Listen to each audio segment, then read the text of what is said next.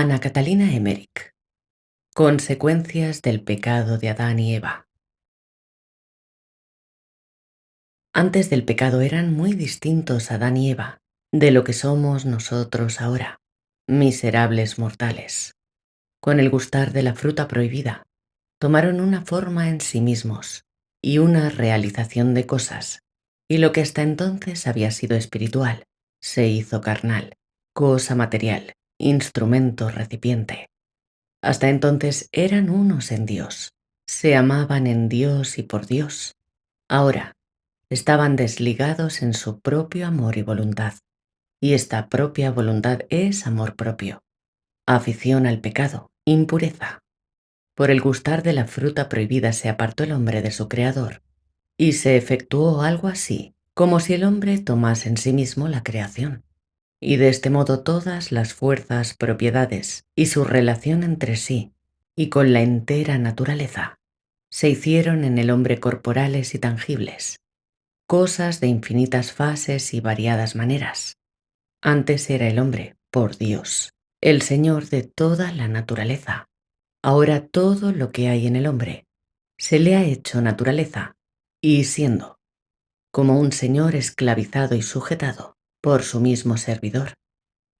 Ahora tiene que pelear con el que había sido su esclavo.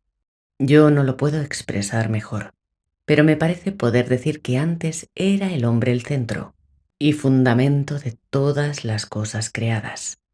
Cuando estaba en Dios y con Dios, y por el pecado, recibió en sí esta naturaleza que se ha hecho dueña del hombre y lo tiraniza. He visto en cuadros todo el interior del hombre, sus órganos como eran en carne y cuerpo, a modo de forma caída y corrupta. He visto la relación que existe entre los seres de la naturaleza, desde las lejanas estrellas hasta el más pequeño de los animales. Toda esta naturaleza obra y tiene influencia sobre el hombre. De todas estas cosas depende, y tiene con ellas que entender y proceder, y con todas ellas tiene alguna dependencia y ocasión de sufrimiento y de lucha. No lo puedo decir más claro, precisamente porque yo también soy un miembro de la humanidad caída. El hombre ha sido creado para llenar los coros de los ángeles caídos. Si no hubiera habido pecado, se habría multiplicado la descendencia de Adán hasta llenar el número de los ángeles caídos, y entonces se habría completado la creación. Si hubiesen Adán y Eva vivido siquiera durante una generación sin pecado, hubiesen sido confirmados en gracia, ya no habrían caído. Se me ha asegurado que el fin del mundo no vendrá sino cuando el número de los ángeles caídos se haya completado con los elegidos y se haya recogido en los graneros del Señor todo el trigo separado de la cizaña. He tenido una vez una visión completa e interminable de todas las culpas y pecados y de su remedio y reparación. Veía todos estos misterios claros y los entendía, pero ahora no atino a expresarlos con palabras. He visto la culpa desde la caída de los ángeles y el pecado de Adán hasta los pecados de los tiempos presentes, en todas sus infinitas ramificaciones. Y he visto también todos los preparativos del remedio y de la redención, a través de todos los tiempos hasta la muerte de Jesús. Jesús mismo me mostraba la inconcebible corrupción y la interna impureza de todas las cosas, y todo lo que desde un principio hizo para purificar y restablecer lo caído y perdido. Con la caída de los ángeles vinieron muchos malos espíritus sobre la tierra y en el aire. He visto como muchas cosas están como embebidas y posesionadas de su influencia maléfica. El primer hombre era una imagen de Dios, era como un cielo. Todo era uno en él y con él. Su forma misma era una semejanza de la forma divina. Estaba destinado a poseer las cosas creadas y a gozarlas, pero debía hacerlo en Dios y por Dios, y en agradecimiento de su bondad. Era también libre y por esto sujeto a prueba. Por esto se le prohibió comer la fruta del árbol. En un principio era todo uniforme y llano. Cuando la colinita, la luminosa altura donde estaba Adán, se levantó y se formó y se hundió el vallecito blanco de polvillo fructífero donde estaba Eva, ya se había acercado el tentador. Después de la culpa todo quedó cambiado y alterado. Todas las formas de lo creado se relajaron y se dispersaron en mil maneras. Lo que era uno se hizo múltiple, y los hombres ya no tomaron solo de Dios, sino solo de sí mismos. Ahora eran dos en verdad, y fueron luego tres, y finalmente muchedumbre. Imagen de Dios había sido antes. Ahora eran imágenes de sí mismos. Ahora estaban en relación y contacto con los ángeles caídos. Recibieron de sí mismos y de la tierra, con los cuales los ángeles caídos tenían influencia. Por esta causa, se produjo una inacabable mezcla y dispersión de la humanidad entre sí y con la naturaleza caída, siguiéndose una interminable secuela de pecados, de culpas, de miserias de toda clase. Mi esposo divino me mostró todo esto muy claramente, tan inteligible y llanamente como se ve la vida y las cosas de cada día. Y yo pensaba entonces, esto lo puede entender un niño. No obstante, ahora no me es posible explicarlo. Jesús me mostró el plan y los medios de la redención desde el principio, y me hizo ver todo lo que él había hecho en este sentido. He entendido también que no es acertado decir, Dios no necesitó hacerse hombre y morir en la cruz por nosotros. Él hubiera podido, en su omnipotencia, hacerlo de otra manera. He comprendido que Él obró así, por su infinita perfección, por su infinita bondad y por su infinita justicia, que no hay en Dios un debe, sino que Él obra lo que obra y es lo que es. La promesa de redención. Después de la caída del hombre, mostró Dios a los ángeles la forma en que deseaba reparar la humanidad caída. He visto en el trono de Dios, en la adorable Trinidad, un movimiento de personas divinas. He visto los coros de los ángeles y cómo Dios les reveló de qué modo quería Él reparar la humanidad caída en el pecado.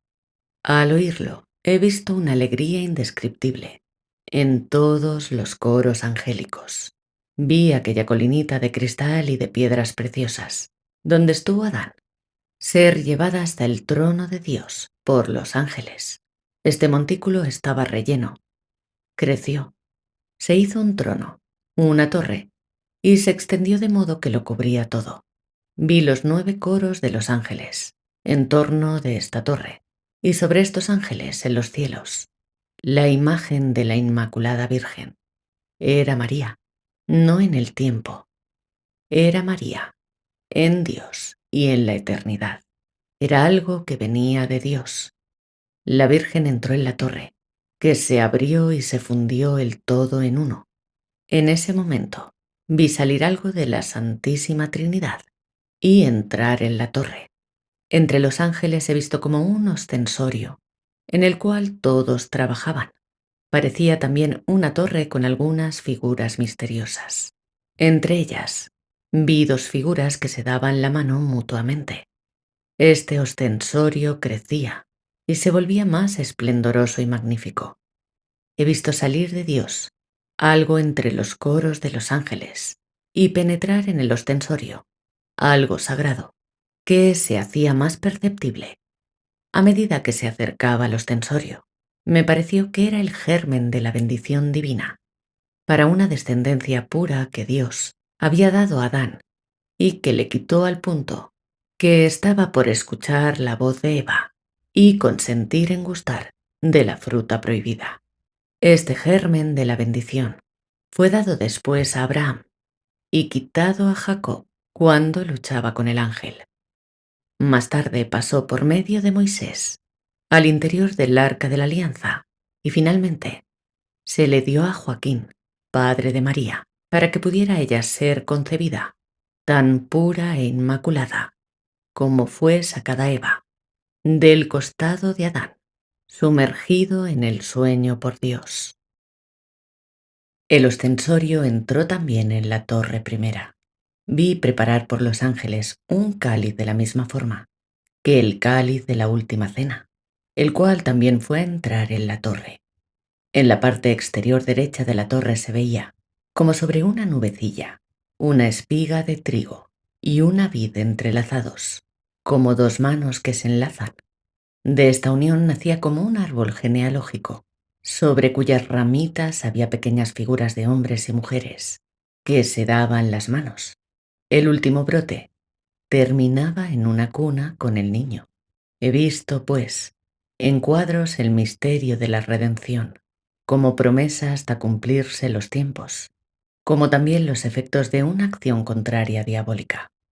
Finalmente, vi sobre la colinita o peña luminosa un grande y espléndido templo, que era la una santa y católica Iglesia, que lleva en sí viviente la salud de todo el universo. En todos estos cuadros había una maravillosa correlación entre una cosa y otra. Vi que aún lo malo y perverso, que era echado a un lado por los ángeles, servía al fin para el mayor desarrollo de la salvación y redención. Así vi levantarse el templo antiguo desde abajo, parecido a la iglesia santa. Pero no tenía torre. Era bastante grande, pero fue echado a un lado por los ángeles y quedó inclinado de un costado. Vi aparecer una concha marina, de culto idolátrico, que pretendió entrar en el templo, pero fue echada a un lado por los ángeles guardianes.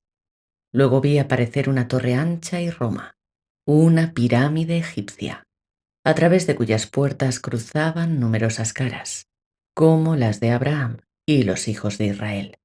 Esto indicaba la esclavitud de los judíos en Egipto.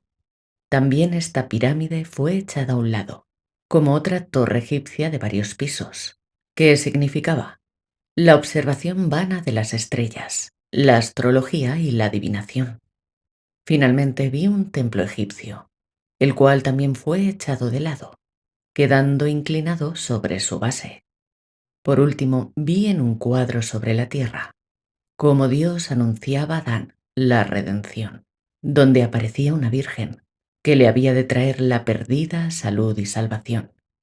Adán, empero, no supo cuándo se había de realizar esto, y así lo vi más tarde, muy triste al ver que Eva le daba los primeros hijos y posteriormente una hija.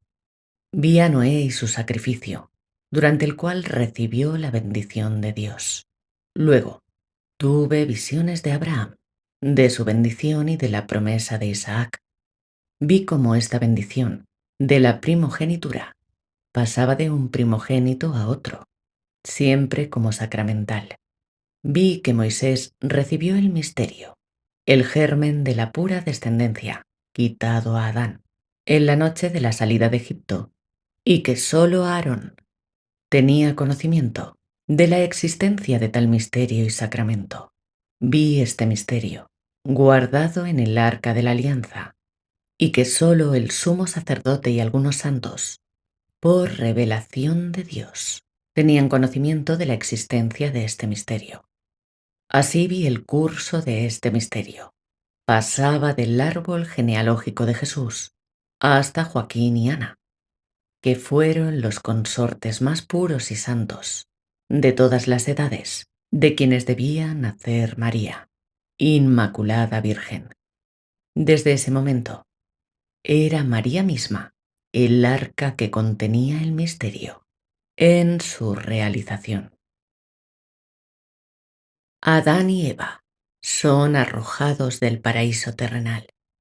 He visto a Adán y a Eva errando de un lado a otro, llenos de tristeza y desconsuelo. Sus rostros estaban oscuros y caminaban separados, como quienes buscaran algo perdido. Se avergonzaba el uno del otro. A cada paso que daban, descendían más abajo. Parecía que se escurría el suelo bajo sus pies. Donde ponían el pie, Se agostaban las plantas y perdían su resplandor. Se tornaban grises. Y los animales huían de ellos espantados. Buscaron y tomaron unas grandes hojas, y se hicieron fajas alrededor de las caderas, y seguían caminando distanciados uno de otro. Cuando hubieron andado largo tiempo en esta forma, se había alejado ya el lugar de donde habían salido, y parecía una distante elevación o montaña. Adán y Eva buscaron un refugio por separado, entre las matas de un oscuro valle. Entonces los llamó una voz que venía de lo alto. Ellos, empero, no comparecieron. Se asustaron más, huyeron más lejos y se escondieron en la espesura. Esto me causaba mucha pena. La voz se hizo más severa. Ellos se hubieran escondido aún más, pero se vieron obligados a mostrarse. Un rostro severo y esplendoroso apareció. Ellos se presentaron con la cabeza inclinada y no se atrevían a mirar el rostro de Dios. Se miraban uno a otro y se culpaban mutuamente de su desobediencia. Entonces Dios les señaló un lugar aún más abajo, donde había arbustos y árboles. Y recién aquí se hicieron más humildes y reconocieron de lleno toda su miseria y su pecado. Cuando estuvieron solos, los vi rezando. Se separaron y se echaron de rodillas en el suelo. Levantaron las manos al cielo, clamaron y lloraron. Al ver esto, pensé cuánta ayuda y cuán saludable es apartarse en la soledad para entregarse a la oración. Tenían ahora una vestidura que les cubría todo el cuerpo desde los hombros hasta las rodillas. En torno del cuerpo tenían una faja de cortezas. Mientras ellos huían, parecíame que el paraíso terrenal detrás de ellos se alejaba y subía a lo alto, como una nube. En esto, vino del cielo como un anillo de fuego, tal como un halo en torno del sol o de la luna, y se posó en lo alto, donde había estado el paraíso. Habían estado un solo día en el paraíso. Aún ahora veo el paraíso terrenal, a lo lejos, como un banco debajo del sol, cuando éste se levanta. El sol, al parecer, se levanta a la derecha, al extremo de este banco.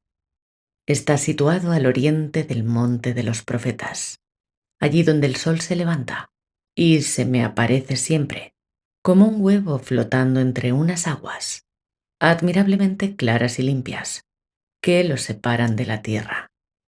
El monte de los profetas parece una montaña, colocada delante del paraíso. En el monte de los profetas se ven lugares verdes, y entre ellos, profundos barrancos llenos de agua. He visto entes subir al monte de los profetas, pero no llegaron muy alto. Después vi a Adán y a Eva llegar a la tierra de penitencia. Era un cuadro conmovedor ver a nuestros primeros padres penitentes echados en el desnudo suelo. Adán pudo sacar un ramo de olivo del paraíso, que plantó ahí mismo. Más tarde, se sacó leña de este árbol para la cruz del Salvador. Nuestros padres estaban sumamente tristes. Desde el sitio donde yo los veía, ellos apenas podían divisar el paraíso. Ellos se habían ido alejando siempre, avanzando hacia abajo, y parecía también que algo se invertía. Y así llegaron de noche, en la oscuridad, hasta el lugar donde debían hacer penitencia.